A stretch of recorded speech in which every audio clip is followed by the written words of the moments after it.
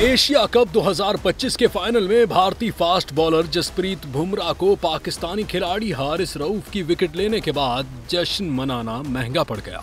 बुमराह ने हारिस रऊफ को एक तेज यॉर्कर पर क्लीन बोल्ड करने के बाद जेट डाउन का इशारा किया, जो सोशल मीडिया पर तनाज़े का बायस बन गया।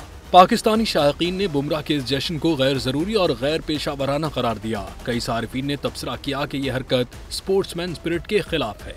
किसी ने कहा ये तो अपने ही जहाज गिरा रहा है, जबकि एक और सारिफ ने तंज़िया अंदाज में लिखा, बुमराह ने खुद ही दिखा दिया कि पाकिस्तान ने भारतीय जहाज कैसे गिराए थे। सोशल मीडिया पर बुमराह के इस अमल पर बीसीसीआई से कार्रवाई का मुतालबा भी किया जा रहा है।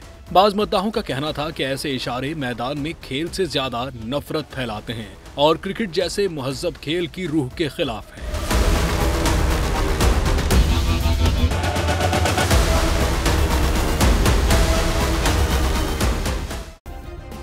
सब्सक्राइब करें और बेल दबाएं ताकि कोई खबर रह न जाए।